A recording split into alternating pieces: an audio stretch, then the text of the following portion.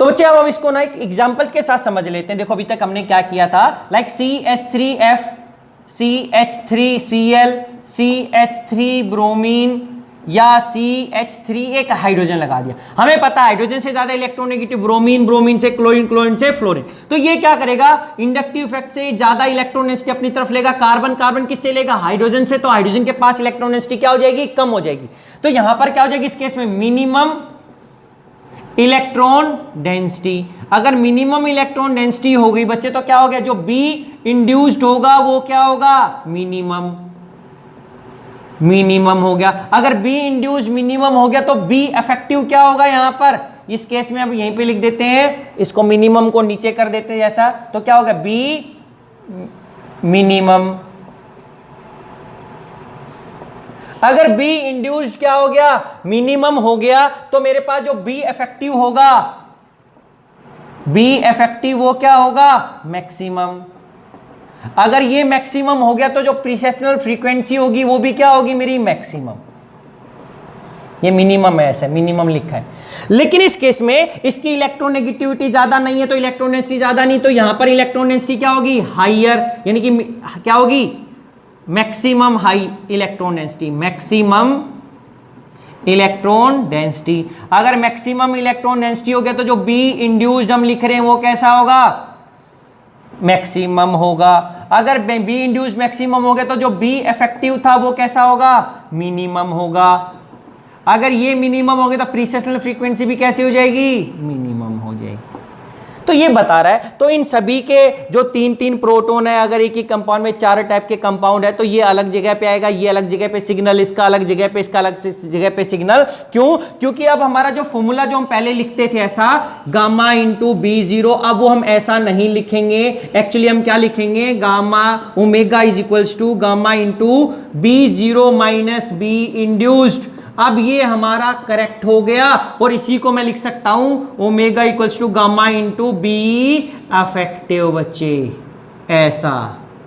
ये अब हमारा फॉर्मूला बन गया, जिसको अभी तक हम ऐसा लिख रहे थे, या ओमेगा इक्वल्स टू गामा, ये गामा इंटू H नोट लिख रहे थे, वो कंफ्यूज मत होना बार बार। तो ये हमारे पास क्या बन गया, फॉर्मूला बन गया। ये हम इलेक्ट्रॉन्स की वजह से मैग्नेटिक फील्ड कम या ज्यादा कर देते हैं। ये इंड्यूस कर रहा हूं माइनस सेल्डिंग के लिए, अगर डीसिल्ड हो जाए तो ये प्लस हो जाएगी और ओवरऑल बी इफेक्ट की वैल्यू ज्यादा हो जाएगी। तो अब इसके बाद हमारे पास जो क्वेश्चन अराइज होता है वो क्वेश्चन ये अराइज होगा बच्चे कि how we measure chemical shift, how we measure chemical shift.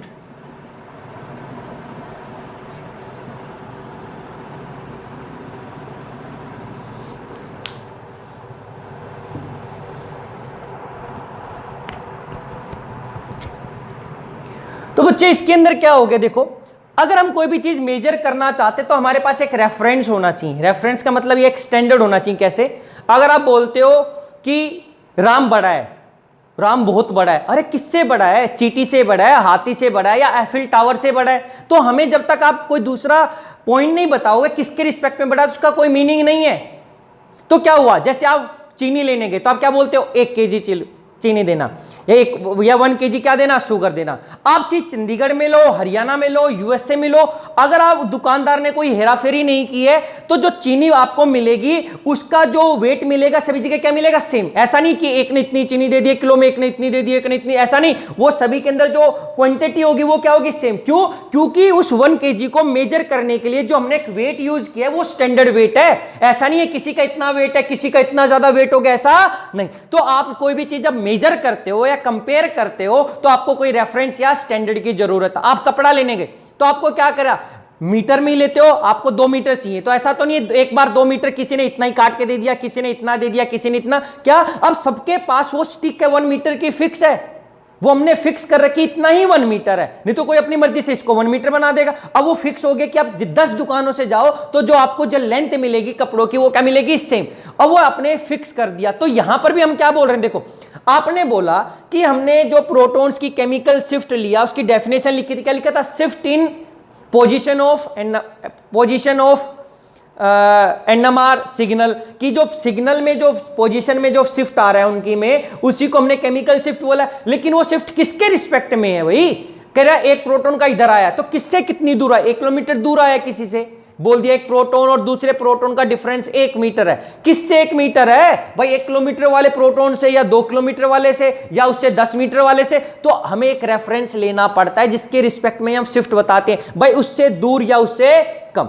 अब ऐसे ही हम अमीर गरीब बोल दे तो आप अमीर हो सकते हो भाई किससे? जिसके पास घर नहीं, जो सड़क पे सो रहा है। लेकिन आप गरीब हो सकते हो किससे? बिल गेट्स से अगर हम कंपेयर करेंगे तो बहुत ज्यादा गरीब हो जाएंगे, हमारी कंडीशन सड़क वाले जैसी हो जाएगी। तो कंपैरिजन या स्टैंडर्ड होना जरूरी। तो हम मेजर करते हैं केमिकल शिफ्ट को with respect to signal of TMS, tetra methyl silane. बच्चे हमारे पास एक ऑर्गेनिक कंपाउंड है टेट्रामिथाइल सिलेन। हम जिस भी हमारे कंपाउंड्स का क्या करना चाहते हैं, NMR सिग्नल लेना चाहते हैं, जो कंपाउंड हमने बनाया उसको चेक करने के लिए, उसकी प्योरिटी के लिए, तो हम क्या करते हैं उसके अंदर ये छोटा सा अमाउंट डाल देते हैं टेट्रामिथाइल सिलेन का। और अब हम क्या करते हैं अपना NMR स्पेक्ट्रा लेते हैं। अब हमने क्या बोल दिया कि जहां पर इसका सिग्नल आएगा उसको मैं 0 वैल्यू बोल देता हूं कि ये 0 वैल्यू पे आएगा। अब इसके रिस्पेक्ट में मैं देखूंगा कि इसके सिग्नल से कितनी दूर पे उसका सिग्नल आ रहा है, यानी कि उसकी शिफ्ट आ रही। तो हमने इसको रेफरेंस क्यों लिया? Why TMS is taken as reference? तो क्या बोला बच्चे, इसकी स्ट्रक्चर ऐसे सिलिकॉन, इसके साथ CH3, तो ये ऐसी स्ट्रक्चर होती है टेट्रामिथाइल सिलेन। अब क्या हुआ, जो कार्बन की इलेक्ट्रॉन नेगेटिविटी वो सिलेन से ज्यादा है, तो जो इलेक्ट्रॉन डेंसिटी होगी वो इस कार्बन की तरफ शिफ्ट हो जाएगी इनकी। अब कार्बन की तरफ शिफ्ट होगी तो वो क्या हो जाएगी? हाइड्रोजन की तरफ थोड़ी थोड़ी शिफ्ट हो जाएगी। तो यहां पर हमारे पास देखो ये 12 प्रोटॉन्स हो गए, 3, 6, 9 और 12। और यहां पर इलेक्ट्रॉन डेंसिटी से दूर नहीं जा रही, इनके पास आ रही है due to low electron negativity of silicon, due to low electronegativity of silicon. ये क्या हो गए? Protons, these protons are maximum shielded. इससे ज्यादा शिल्ड नहीं हो सकते मेरे पास, क्योंकि यहां पे एक ऐसा ग्रुप जो इलेक्ट्रॉन दे रहा है। बाकी में तो ऑलवेज शिल्डिंग होगी या एनिसोट्रोपी की वजह से हो सकता था। लेकिन क्या हुआ, कह रहे कि जो शिल्डिंग यहां पर हो रही है वो सबसे ज्यादा होगी, क्योंकि इनके ऊपर कोई इलेक्ट्रॉन लेने वाला ग्रुप नहीं है, देने वाला है। अब मैक्सिमम शिल्डिंग होगी बच्चे इसके अंदर, मैक्सिमम शिल्डिंग, यानी कि इन प्रोटॉन्स के पास क्या है? मैक्सिमम इलेक्ट्रॉन डेंसिटी है। और ये 12 के 12 एक जैसे हैं, इनका 12 का 12 इन्वायरमेंट कैसा है? सेम केमिकल इन्वायरमेंट है। तो हम क्या लिख सकते हैं यहां पर, इसकी क्या क्या प्रॉपर्टीज थी जिसकी वजह से इसको रेफरेंस यूज किया? तो फर्स्ट इसका क्या था? इट हैज 12 इक्विवेलेंट प्रोटॉन्स, कि इसके पास 12 एक जैसे हैं। जितने ज्यादा प्रोटॉन्स होते हैं उतना बड़ा हमें सिग्नल मिलता है बच्चे, क्योंकि उस सिग्नल का जो एरिया होता है वो हमें नंबर ऑफ प्रोटॉन्स। अगर सिग्नल ऐसा है, इसका मतलब कम एरिया, तो इसके अंदर कम प्रोटॉन है। ज्यादा बड़ा तो इसकी जो पीक आती है किसी भी कंपाउंड के अंदर, वो सबसे ज्यादा बड़ी पीक आएगी। और इसका मतलब जहां पे सबसे बड़ी पीक आई है, जिसकी हाईएस्ट इंटेंसिटी आई है, जिसका पीक एरिया ज्यादा है, तो हम मान लेंगे वो TMS का सिग्नल है। फिर उसके रिस्पेक्ट में दूसरों की पोजीशन हम चेक करते हैं, क्योंकि 12 प्रोटॉन एक जैसे दूसरे होते नहीं, किसी कंपाउंड में मिलते नहीं जनरली। और इतनी मैक्सिमम, और जो बाकियों की जो इलेक्ट्रॉन डेंसिटी होगी इस वाले कंपाउंड के रिस्पेक्ट में कम मिलेगी, क्योंकि वहां पे ग्रुप लगे होंगे जो इलेक्ट्रॉन लेंगे या दूसरे इफेक्ट लगेंगे। यहां पर ऐसा इसमें इलेक्ट्रॉन देने वाला ग्रुप लगा हुआ है, तो ऐसा हो गया। पहले क्या? It has 12 equivalent proton. Second क्या है? It has low boiling point, कह रहा है कि इसका बॉइलिंग पॉइंट बहुत कम होता है। थर्ड क्या है? It is volatile, it is easily volatile. तो क्या हुआ? लो बॉइलिंग पॉइंट की वजह से बच्चे आपने कंपाउंड में डाल दिया, सिग्नल मेजर किया, फिर आप चाहते हो कि आपका कंपाउंड वापस से मिल जाए प्योर, लेकिन उसमें तो आपने इसको डाल दिया। तो आप क्या करोगे? अगर इसको हल्का सा हीट करोगे, बाहर रखोगे रूम टेम्परेचर पे, तो ये कंपाउंड उड़ जाएगा, क्योंकि वोलेटाइल हाईली। अगर आपने पेट्रोल लिया, उसको भर के रख दो बीकर में बाहर, तो देखोगे दोपहर तक उड़ जाएगा हमारे पास, बड़ी जल्दी उड़ेगा। अगर आपने इथेनॉल बीकर में रखा और रख दिया लैब के अंदर, भूल गए, तो थोड़ी देर के अंदर इथेनॉल खत्म हो जाएगा, क्योंकि उसका, लेकिन पानी इतनी जल्दी खत्म नहीं होगा। दूध रखा वो इतनी जल्दी नहीं उड़ेगा मेरे पास, क्योंकि उनका बॉइलिंग पॉइंट कम नहीं है, इसका बॉइलिंग पॉइंट कम मैक्सिमम और इजिली वोलेटाइल इजिली क्या हो जाएगा, वेपर्स में कन्वर्ट हो जाएगा। तो ये क्या है, अपने आप हमारे कंपाउंड में से निकल जाएगा। तो हमें वापस से कंपाउंड कैसा मिल गया, प्योर। तो क्या, it has low boiling point, it is easily volatile. उसके बाद लिखेंगे इट हैज मैक्सिमम, हम बोल सकते हैं it is chemically inert, it is chemically inert. ये इनर्ट है, ये रिएक्ट नहीं करता। पता चला हमने कंपाउंड का मेजर ले रहे थे, उसके साथ इसमें डाल दिया तो उसने रिएक्शन के और की कंपाउंड बना दिया। नहीं, ये इनर्ट होता है, ये रिएक्ट नहीं करता, उसके साथ कोई छेड़खानी नहीं करेगा। और इसका जो सिग्नल मिलेगा, मैक्सिमम इंटेंसिटी सिग्नल मिलता है, जिसके रिस्पेक्ट में हमें पता चल जाए। अगर छोटा सा सिग्नल आता तो पता ही नहीं चलता ये टीएमएस का या हमारे कंपाउंड का है। तो ये इसकी क्या है, हमारे पांच प्रॉपर्टीज हो गई, जिसकी वजह से हम क्या लेते हैं, इसके अंदर हम टेट्रामिथाइलसिलेन को हमारे एनएमआर के अंदर, हमारे पास और भी दूसरे भी होते हैं रेफरेंस, लेकिन प्रोटॉन वाले केस में, जनरली ऑर्गेनिक कंपाउंड के केस में, मैक्सिमम केस में हम टेट्रामिथाइलसिलेन को क्या देते हैं, एज ए रेफरेंस लेते हैं। अब इसको क्यों लिया रेफरेंस, बच्चे देखो, अब इसको बोल दिया। यहां पर समझने की चीज हमारे पास क्या हो गई, देखो, it is low electronegative shielding की वजह से प्रोटॉन से ये क्या थे, मैक्सिमम शिल्डिंग।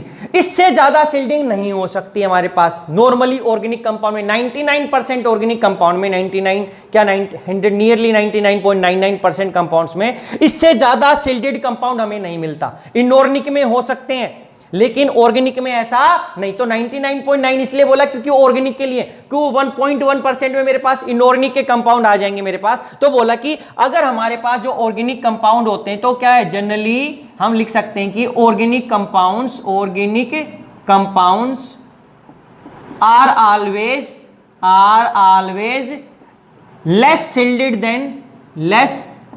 शिल्डेड देन प्रोटॉन्स या TMS. The generally organic protons, organic compounds, protons of लिख सकते हैं, generally protons of organic compounds are less shielded than protons of TMS. तो देखो इससे हुआ क्या बच्चे, ध्यान देने की बहुत बात है, ये बहुत ज्यादा इंपॉर्टेंट पॉइंट हो गया। तो मेरे पास क्या हो गया, टीएमएस प्रोटॉन्स की अगर हम बात करें तो ये क्या हो गए, मैक्सिमम शिल्डेड हो गए। अगर ये मैक्सिमम हो गए, इससे ज्यादा और कोई होगा नहीं, तो इसके पास क्या होगी, और इसमें पाई बॉन्ड भी नहीं है तो क्या होगा, तो मैक्सिमम इलेक्ट्रॉन डेंसिटी होगी। वहां पर मैक्सिमम इलेक्ट्रॉन डेंसिटी हो गई तो मैक्सिमम ही क्या मिलेगा, बी इंड्यूस्ड। लेकिन ये इंड्यूस्ड अपोजिट डायरेक्शन में होगा। मैक्सिमम बी इंड्यूस्ड तो क्या होगा, minimum be effective, minimum be effective मिलेगा। तो मेरे पास इसकी क्या होगी, मिनिमम प्रीसेशनल फ्रीक्वेंसी, कि भाई अगर उस कंपाउंड में मैंने डाल दिया तो सबसे कम एनर्जी की रेडिएशन जो लेगा वो ये लेगा, उससे कम रेडिएशन की एनर्जी कोई नहीं लेगा, क्योंकि बाकियों की जो इलेक्ट्रॉन डेंसिटी होगी इससे तो कम ही होगी। अरे इसकी सबसे कम है, मैक्सिमम है, तो इससे कम होगी तो उसकी जो बी इफेक्टिव होगा इससे ज्यादा होगा, तो उनकी प्रीसेशनल फ्रीक्वेंसी से ज्यादा। तो क्या बोला, इसकी प्रीसेशनल फ्रीक्वेंसी कम है। अब जो बाकी प्रोटॉन्स है कंपाउंड्स के, ऑर्गेनिक कंपाउंड के, उसकी प्रीसेशनल फ्रीक्वेंसी ऑलवेज इससे क्या होगी, ज्यादा। Therefore precessional frequency of protons present in organic compounds are always greater than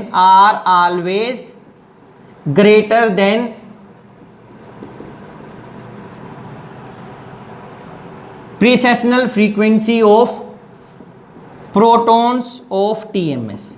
देखो ये ऑलवेज इंपॉर्टेंट क्या लिखा था, क्योंकि अब जो प्रीसेशनल फ्रीक्वेंसी होगी प्रोटॉन्स की ऑर्गेनिक कंपाउंड्स में, वो क्या होगी, इसकी प्रीसेशनल फ्रीक्वेंसी से क्या होगी, ज्यादा। अगर ज्यादा होगी तो अब हमने बोल दिया कि जहां पर इस टीएमएस का सिग्नल आता है बच्चे, उसको मैं बोल देता हूं 0।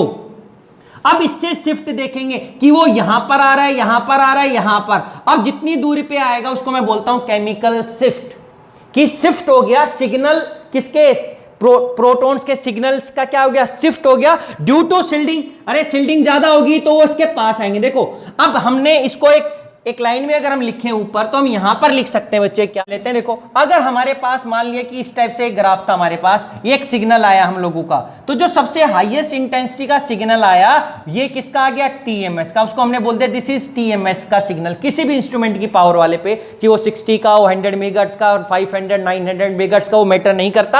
अब ये आ गया टीएमएस का सिग्नल। देखो अब इस टीएमएस वाले रीजन को मैं बोलता हूं, क्योंकि जो टीएमएस वाला था इस पॉइंट के ऊपर मैक्सिमम इलेक्ट्रॉन डेंसिटी थी, मैक्सिमम इलेक्ट्रॉन डेंसिटी थी इसके प्रोटॉन की। अगर मैक्सिमम इलेक्ट्रॉन डेंसिटी थी, जो बी इंड्यूस्ड था, जो मैग्नेटिक फील्ड इलेक्ट्रॉन कर रहे थे, वो कैसा था, मैक्सिमम, लेकिन वो कैसा था, अपोजिट डायरेक्शन में। अपोजिट में हो गया तो जो बी इफेक्टिव मिला था वो कैसा मिला था, हमारे पास मिनिमम मिला था, इससे कम हो ही नहीं सकता।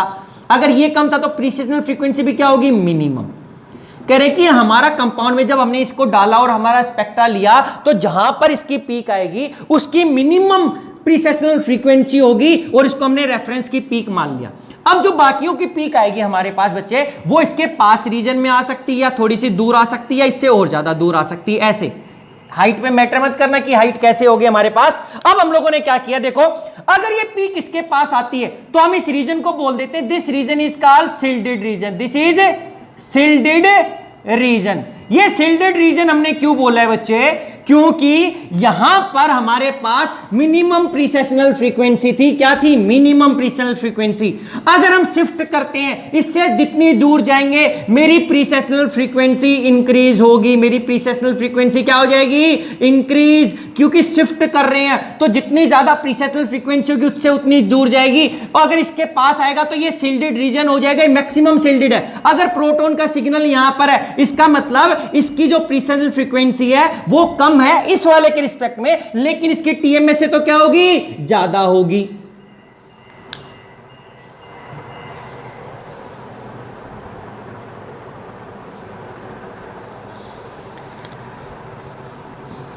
सेकंड, अब यहां पर है इसकी प्रिसेशनल फ्रीक्वेंसी ज्यादा कैसे है, क्योंकि इसकी प्रिसेशनल फ्रीक्वेंसी इसलिए ज्यादा हो गई बच्चे, क्योंकि जो हम सबको दे रहे थे, मान लेते हैं हमने मैग्नेटिक फील्ड दिया 2 टेस्ला, कितना दिया था, 2 टेस्ला, इसको सबसे कम मैग्नेटिक फील्ड मिलेगी। हमने बोल दिया कि जिसने अपोजिट किया इसने 0.5 कर जनरेट कर दिया, या इसने बोल दिया कि 1 टेस्ला अपोजिट में, या 0.5 ही बोलते हैं, मान लेते हैं कि 0.5 किया इसने, 0.5 ही लिया। देखो इसने 0.5 टेस्ला अपोजिट डायरेक्शन में जनरेट कर दिया, 0.5 टेस्ला अपोजिट डायरेक्शन में क्रिएट किया मैग्नेटिक फील्ड भी। तो इसको मिला कितना, इसको मैग्नेटिक फील्ड कितनी मिली बच्चे, यहां पर जो बी इफेक्टिव था इसकी वैल्यू कितनी थी इस वाले के लिए, बी इफेक्टिव की वैल्यू, तो जो बी इफेक्टिव की वैल्यू थी इस वाले के लिए वो कितनी मिली, 1.5 टेस्ला।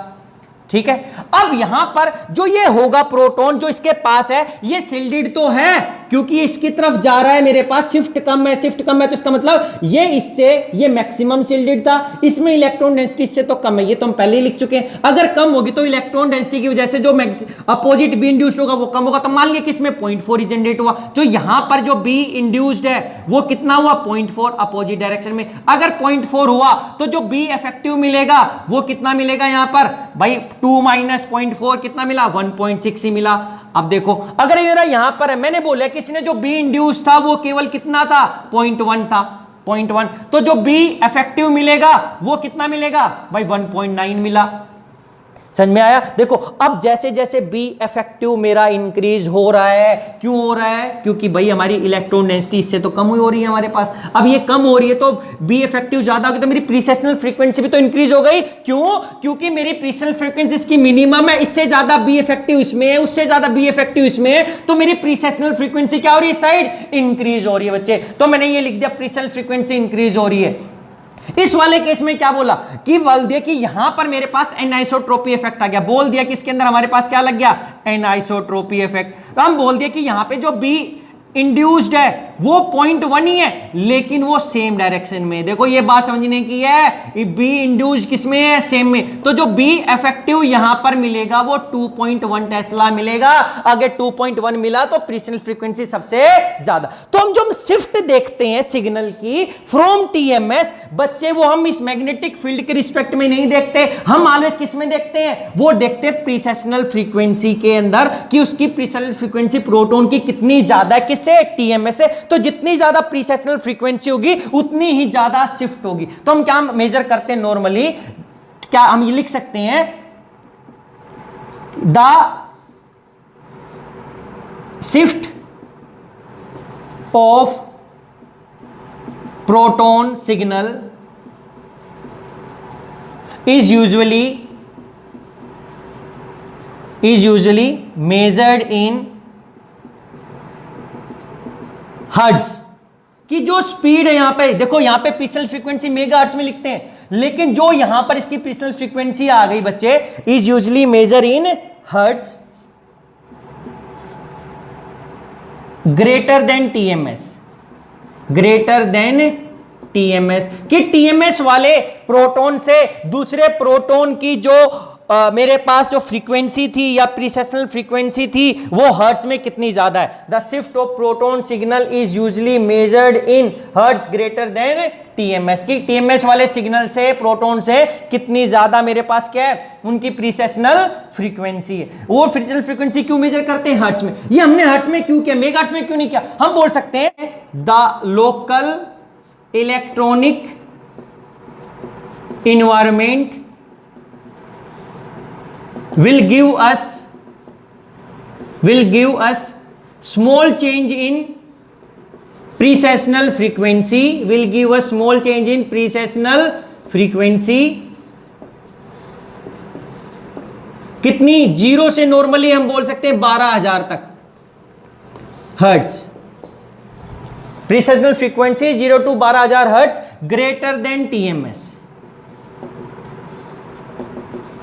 देखो अच्छी, ये एक बहुत इंपॉर्टेंट पॉइंट था हमारे पास। ये क्या बोलता है, अभी हमने बोला कि देखो जैसे जैसे जो टीएमएस का मैग्नेटिक, हमारा एक चीज समझने की है कि हमने मैग्नेटिक फील्ड कांस्टेंट दी सबको, सबसे कम किसको मिलेगी, टीएमएस को, मैक्सिमम शिल्डेड था, उसके बाद बाकियों को उससे ज्यादा मिलेगी। तो जिसको जितनी ज्यादा मिलेगी उसकी प्रीसेशनल फ्रीक्वेंसी उससे ज्यादा हो जाएगी।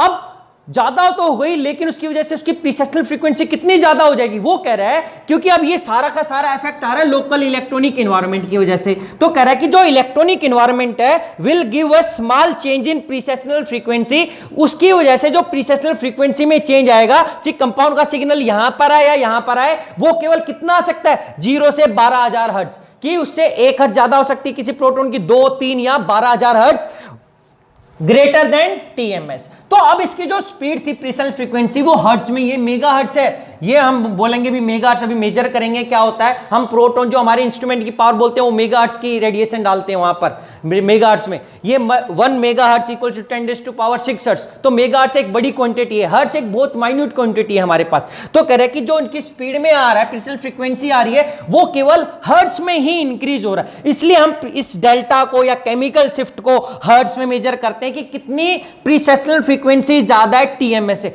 जितनी ज्यादा होगी प्रीसेशनल फ्रीक्वेंसी टीएमएस से, उसका सिग्नल उतनी ही दूरी पे आएगा, जितनी कम होगी उसके पास आएगा। अगर उससे दूर रीजन आता है तो हम बोल देते हैं कि वो जो प्रोटॉन वाला एरिया है वो कौन सा रीजन है, डी शिल्डेड वाला रीजन है। अगर उसके पास आता है तो हम बोल देते हैं वो शिल्डेड वाला रीजन है, क्योंकि डी शिल्डेड से होगा तभी मैग्नेटिक फील्ड ज्यादा है, मैग्नेटिक फील्ड ज्यादा तो बी हमारे पास प्रीसेशनल फ्रीक्वेंसी ज्यादा।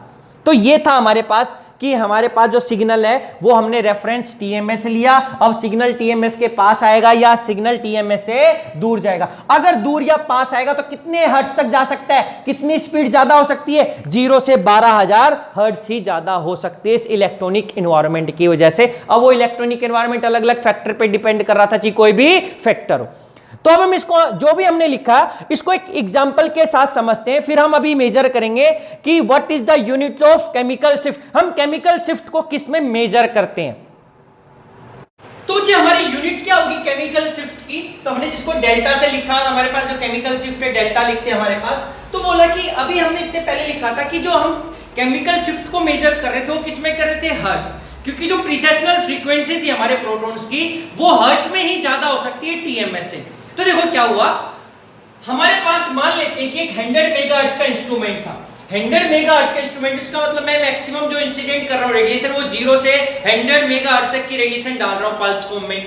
तो अगर ये 100 मेगाहर्ट्ज का है तो इसकी जो मैग्नेटिक फील्ड है इस इंस्ट्रूमेंट में वो कितनी होगी, इस फॉर्मूले में रखेंगे omega equals to gamma into B effective. तो अब क्या होगा, जो बी इफेक्टिव या मैं बी जीरो बोलता था, अभी बी इफेक्टिव का मैं बोल देता हूं बी जीरो की जो टोटल हम देंगे वो कितनी देंगे यहां पर मैग्नेटिक फील्ड, तो कितनी आएगी 2.34 टेस्ला। यानी कि 2.34 टेस्ला वाले में जो मेरे को मेगाहर्ट्ज मिलेंगे वो कितना मेगाहर्ट्ज का बोल सकता हूं उस इंस्ट्रूमेंट को, 100 मेगाहर्ट्ज। क्योंकि जब मैं यहां पे 2.34 लिखूंगा क्या हुआ, तो ये प्रीसेशनल फ्रीक्वेंसी यानी कि क्या है उसकी ऑपरेटिंग फ्रीक्वेंसी 2.34 into 100। अगर ऐसा करते हैं, सॉरी 100 नहीं, 2.34 into 42.5 तो ये आ जाएगा मेरे पास कितना 100 के इक्वल मेगाहर्ट्ज।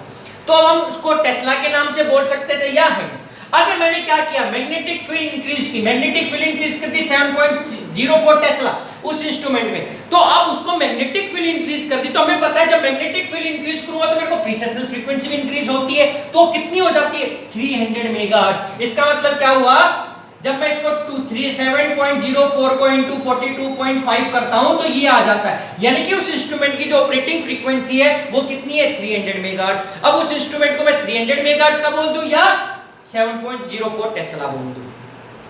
तो अब ऐसे ही क्या, अगर मेरा 500 मेगाहर्ट्ज का इंस्ट्रूमेंट है तो उसमें जो ऑपरेटिंग फ्रीक्वेंसी होगी मेरे पास रेडिएशंस की, उसमें 0 हर्ट्ज से लेकर कितनी 500 मेगाहर्ट्ज तक की रेडिएशंस हम डालते हैं। तो देखो ये तो था इस तरीके से कि भाई हमने इंस्ट्रूमेंट बोल दिया 100 मेगाहर्ट्ज बोलो, 300 मेगाहर्ट्ज बोलो या 500 मेगाहर्ट्ज, हम इसी मेगाहर्ट्ज में नाम बोलते हैं। इसका मतलब क्या हुआ, जैसे जैसे मैं उसके हर्ट्ज की इंक्रीज कर रहा हूं वैल्यू 100 से 300 से 500, एक्चुअली मैं क्या कर रहा हूं उस इंस्ट्रूमेंट के अंदर मैग्नेटिक फील्ड इंक्रीज कर रहा हूं।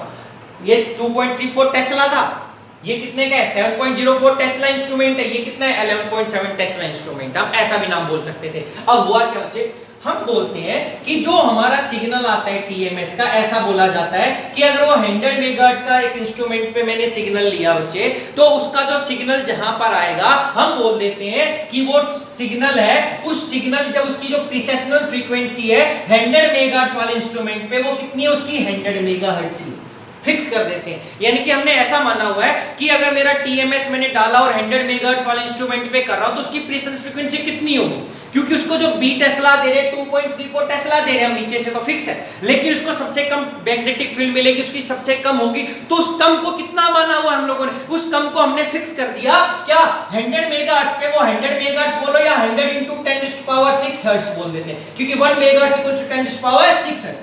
300 मेगाहर्ट्ज के ऊपर इसकी जो प्रीसेशनल फ्रीक्वेंसी है वो कितनी है, वो 300 मेगाहर्ट्ज ही है या 300 into 10⁻⁶ हर्ट्ज बोल दिया। 500 पे कितनी इसकी प्रीसेशनल फ्रीक्वेंसी हम लोगों ने बोल दी, वो बोल दी हम लोगों ने 500 मेगाहर्ट्ज या 500 into 10⁻⁶ हर्ट्ज। तो ये क्या हो गया 500 into 10⁻⁶ हर्ट्ज।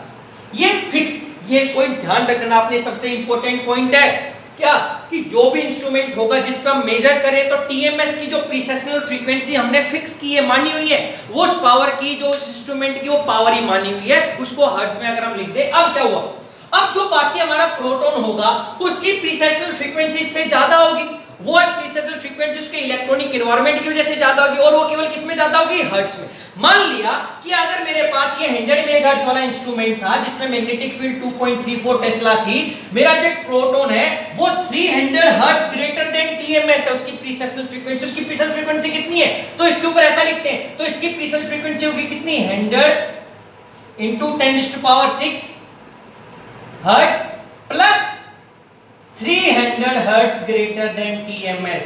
क्यों, क्योंकि इतनी स्पीड से तो करेगा ही करेगा, जितनी ये है उससे कितनी ज्यादा है इतनी। अगर हम बोल देते हैं इसकी 400 हर्ट्ज ज्यादा ग्रेटर है तो ये इसमें हम प्लस करके आगे लिख देते हैं कि इस टीएमएस वाले से ज्यादा, ये टीएमएस की है फ्रीक्वेंसी, उसी से तो ज्यादा बोलेंगे।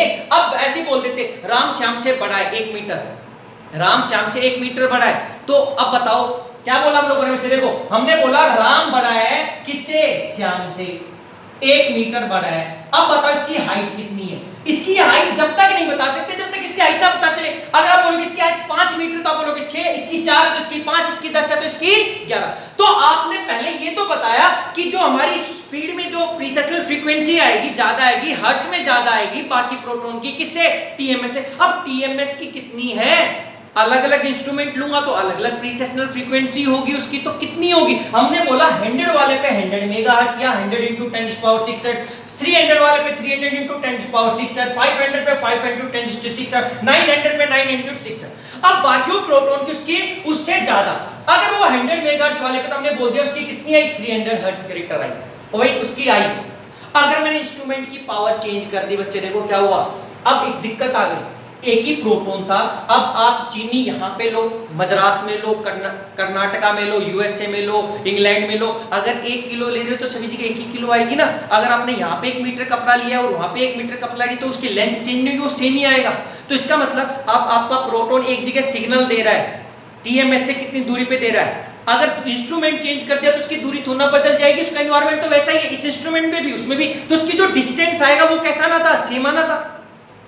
तो अब क्या हुआ, जब हम हर्ट्ज में देखते हैं कितनी ज्यादा, तो हमें एक दिक्कत नजर आती है, क्या कि अगर हमें पता है कि जो हमारी प्रीसेशनल फ्रीक्वेंसी है बच्चे, वो मैग्नेटिक फील्ड पे इंक्रीज डिपेंड करती है। देखो अगर बोला कि 100 मेगाहर्ट्ज वाले पे उसका सिग्नल 300 हर्ट्ज ज्यादा स्पीड थी, मान इतने थी, 500 पे आने से क्या हुआ, जैसे ही मैंने 100 हर्ट्ज पे उसकी जो प्रीसेशनल फ्रीक्वेंसी थी 300 हर्ट्ज ज्यादा थी।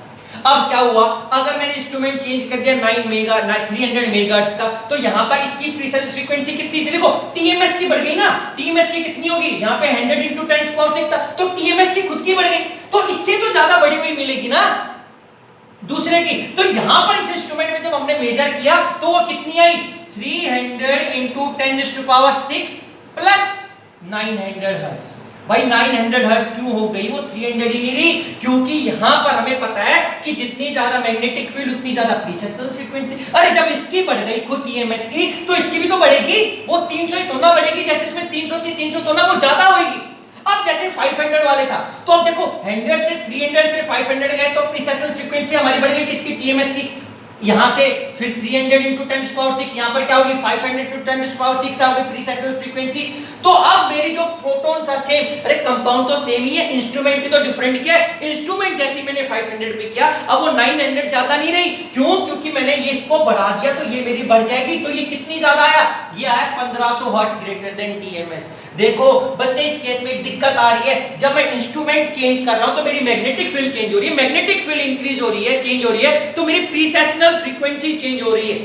तो जो प्रोटॉन से मैं जो एक पे 100-300 हर्ट्ज ज्यादा थी, दूसरे पे कितनी होगी, वही उसकी 900 हर्ट्ज ज्यादा होगी, तीसरे की कितनी होगी 1500 हर्ट्ज, तो ये क्या हो गया 500 × 10⁶ प्लस 1500 हर्ट्ज। इसलिए हमने लिखा था कि जो स्पीड आएगी वो 0 से 12000 हर्ट्ज तक ज्यादा आएगी। ये ऐसा नहीं है आगे तक जाएगा, ये 12 वैल्यू तक हम लिखा सकते हैं, देखेंगे कितनी वैल्यू तक होगा, ये बढ़ रहा है स्पीड 300। और मैंने मैक्सिमम डिस्टेंस माना कि 100 वाले पे पहले को 100 हर्ट्ज ग्रेटर, 200, 300, 400, 500, 600, 300 मेगाहर्ट्ज वाले में मैंने मल्टीपल किया 300, 600, 500 वाले में 500, 500, 1000, 1500, 2000, 900 लूंगा तो मैं पहली वैल्यू को 900, फिर 1800, फिर 2700 इस तरीके से लेंगे।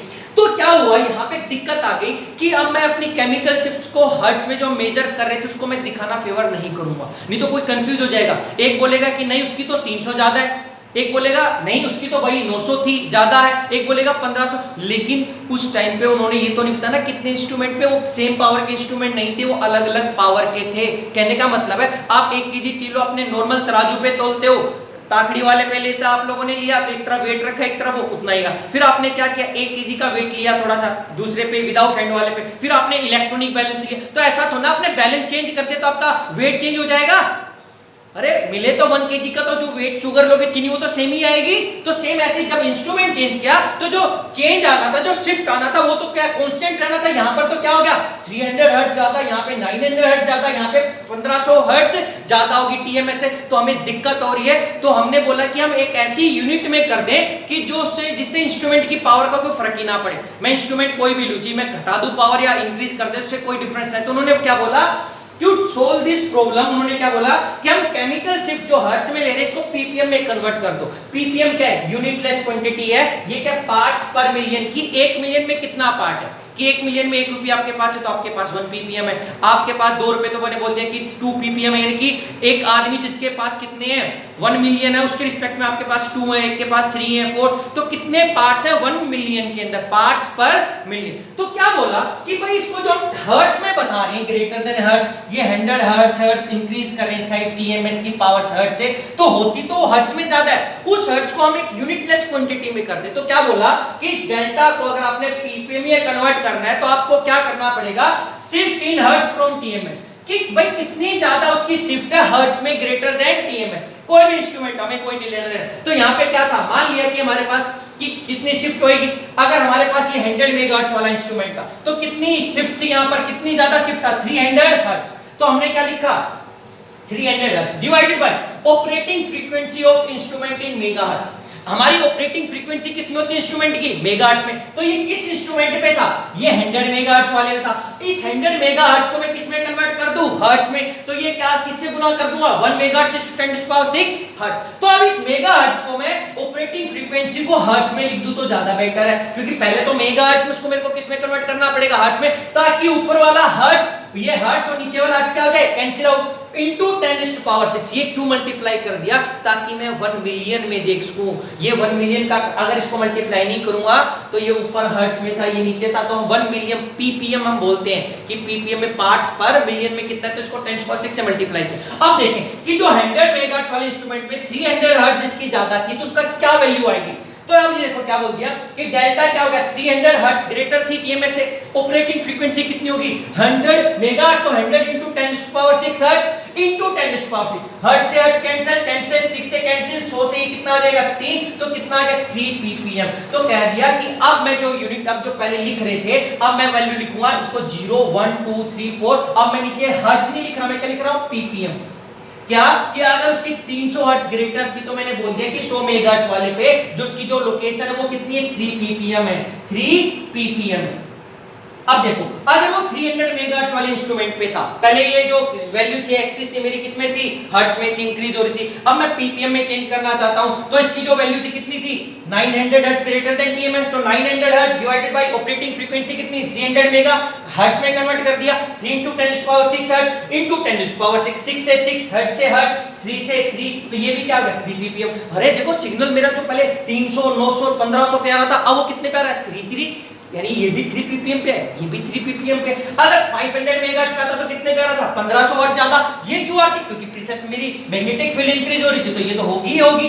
अब क्या हुआ इसको ppm में कन्वर्ट किया तो क्या हुआ वही 1500 हर्ट्ज ज्यादा थी, ऑपरेटिंग फ्रीक्वेंसी हर्ट्ज में इनटू 10⁶ काट दिया हम लोगों ने ये 3 से, तो ये क्या हो गया 3 ppm, तो इस पे भी 3 ppm। इसका मतलब क्या हो गया कि अब मैं केमिकल शिफ्ट को किस में कन्वर्ट कर दूंगा ppm में कन्वर्ट करूं, यानी कि हर्ट्ज हमें जो क्वेश्चन आएगा या न्यूमेरिकल आता है वो हमें बताएगा कि हमारे प्रोटॉन की जो प्रीसेशनल फ्रीक्वेंसी है वो हर्ट्ज में ज्यादा है किस इंस्ट्रूमेंट की पावर पे। अब उसको पीपीएम में कन्वर्ट करेंगे तो हमारे पास एक रिलेशन आ गया बच्चे कि पीपीएम में करेंगे तो अगर वो 3 ppm आ गया तो इसका मतलब सभी इंस्ट्रूमेंट में वो 3 ppm पे आएगा। तो यहाँ से एक हमें एक रिलेशन आ गया, उस रिलेशन को हम ऐसा लिख सकते हैं, ये देखो ये बहुत इंपॉर्टेंट रिलेशन आ गया। हम अगर मैं हर्ट्ज या पीपीएम में कन्वर्ट करना चाहूँ तो मैं बोल सकता हूँ कि ऑपरेटिंग फ्रीक्वेंसी देखो यहाँ पर 3 ppm किसके इक्वल है 3 ppm इक्वल टू 300 हर्ट्ज। देखो यहाँ पर क्या हुआ 3 ppm equals to 300 hertz, 1 ppm क्या हो जाएगा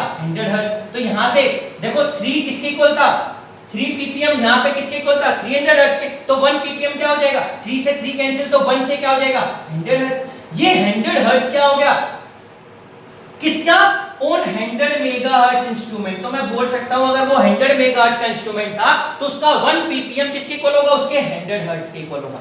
अगर ये मेरे पास क्या है 300 मेगाहर्ट्ज का इंस्ट्रूमेंट है तो क्या हुआ उसकी यहां पर कितना था 900, तो इसका मतलब यहां पर क्या हो गया यहां पर उसका 3 ppm किसके इक्वल आया था। देखो फिर दोबारा 3 ppm किसके इक्वल आया इस केस में यहां पर 900 हर्ट्ज के इक्वल आया था यहां पर, तो मैं 3 से काट दूं यहां पर तो 1 ppm किसके इक्वल आ जाएगा 300 हर्ट्ज। तो यहाँ पे 1 ppm किसके इक्वल आ गया 300 हर्ट्ज, तो 1 ppm था, अरे काट दिया ना, तो ये किसके ऊपर 300 मेगाहर्ट्ज इंस्ट्रूमेंट के ऊपर। अगर यहाँ पर 500 मेगाहर्ट्ज का इंस्ट्रूमेंट था तो यहाँ पर क्या था 3 ppm आया था, किसके लिए आया था 1500 हर्ट्ज के लिए आया था, ये ऐसे है, तो ये क्या 3 ppm किसके लिए आया था बच्चे 1500 हर्ट्ज के लिए। अगर मैं 3 से काट दूं 3 1 जा 1 3 5 जा, तो यहां पर क्या आएगा 3 5 जा 15 500 हर्ट्ज। तो इसका मतलब क्या है कि जितनी मेरे पावर का इंस्ट्रूमेंट होगा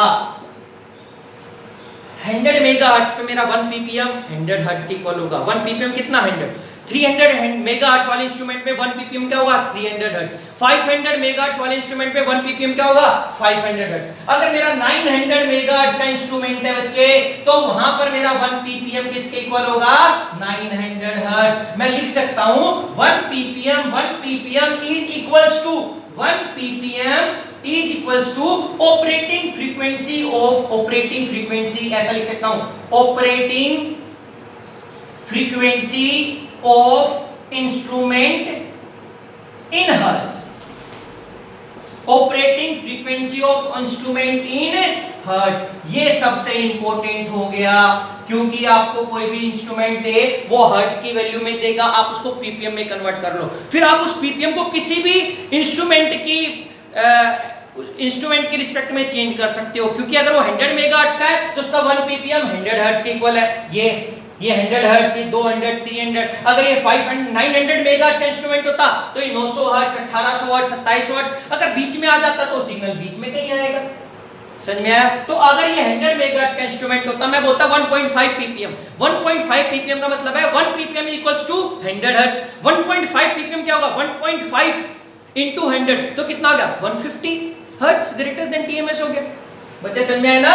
ये पॉइंट बहुत इंपॉर्टेंट है, क्योंकि हमारे पास पहले इंस्ट्रूमेंट चेंज होने से उसकी हर्ट्ज की वैल्यू ज्यादा होती है तो हम कंफ्यूज हो जाते थे। तो उस कंफ्यूजन से बचने के लिए उसने इसको हर्ट्ज को पीपीएम में कन्वर्ट कर दिया, तो हर्ट्ज का पीपीएम के साथ रिलेशन आ गया, लेकिन वो इंस्ट्रूमेंट के रिस्पेक्ट में है, एक फिक्स नहीं है। 100 मेगाहर्ट्ज के लिए ये 1 ppm 100 हर्ट्ज के इक्वल है, 300 मेगाहर्ट्ज के लिए 1 ppm 300 हर्ट्ज के लिए, 500 मेगाहर्ट्ज के लिए 1 ppm 500 हर्ट्ज है, 900 मेगाहर्ट्ज के लिए 1 ppm 900 मेगाहर्ट्ज है। लेकिन अगर 3 ppm है तो सभी के लिए वो 3 ppm ही है, अगर वो 2 है तो सबके लिए 2 है, अगर 10 है तो सब पे 10 है। बस वो ppm जब हर्ट्ज करता हूं तो हर्ट्ज तो उसकी प्रीसेशनल फ्रीक्वेंसी है, वो तो भाई इंक्रीज और चेंज होगी, क्योंकि यहाँ वाले पे पावर कम है मैग्नेटिक फील्ड, यहाँ वाले पे मैग्नेटिक फील्ड ज्यादा है। यहाँ मैग्नेटिक फील्ड ज्यादा होगी तो ये ज्यादा होगा, यहाँ मैग्नेटिक फील्ड कम है तो प्रीसेशनल फ्रीक्वेंसी उसकी क्या होगी कम होगी। ये सिंपल रिलेशन है। तो बच्चे इस पॉइंट को नहीं भूलना आप लोगों ने। इसको हम एक एग्जांपल से समझेंगे, 2-3 एग्जांपल से, लेकिन वो एग्जांपल करेंगे हम अभी। पहले उससे एग्जांपल से पहले हम करेंगे कि what are the different values of chemical shift for different type of protons. अगर हमारे पास डिफरेंट टाइप के प्रोटॉन्स है तो उसके लिए क्या क्या वैल्यू आएगी, वो शिल्डेड वाले रीजन में आएंगे, डिशिल्डेड वाले में आएगी। तो अब हम जो यूनिट देखेंगे वो पीपीएम में देखेंगे। अगर उसकी कम पीपीएम पे है इसका मतलब वो शिल्डेड वाले प्रोटॉन्स है, अगर वो ज्यादा पे है इसका मतलब वो डिशिल्डेड वाले हैं। डिशिल्डेड का मतलब वहां पे एनिसोट्रोपी इफेक्ट लग गया, और यहाँ पर क्या है वो शिल्डेड वाले में, तो इसका मतलब वहां पे शिल्डिंग लगा है, वहां पे एनिसोट्रोपी नहीं। तो हम पहले चेक करते हैं कि क्या क्या वैल्यू होंगी, उसके बाद हम इनका एक दो न्यूमेरिकल से समझेंगे बेटर कि भाई हम लोगों ने ऐसा करने से कि मैं अगर मेरे को किसी प्रोटॉन की फ्रीक्वेंसी पता चल जाए, प्रीसेशनल फ्रीक्वेंसी एक इंस्ट्रूमेंट पे, तो उसकी क्या केमिकल शिफ्ट होगी सभी इंस्ट्रूमेंट पे, और सभी इंस्ट्रूमेंट पे उसकी क्या क्या प्रीसेशनल फ्रीक्वेंसी होगी, वो हर्ट्ज में ही होगी बच्चे। तो हम पहले देखते हैं कि व्हाट आर द डिफरेंट, तो थर्ड पॉइंट हमारे पास, नेक्स्ट पॉइंट था, फोर्थ पॉइंट है what are the value of different chemical shift for different type of protons.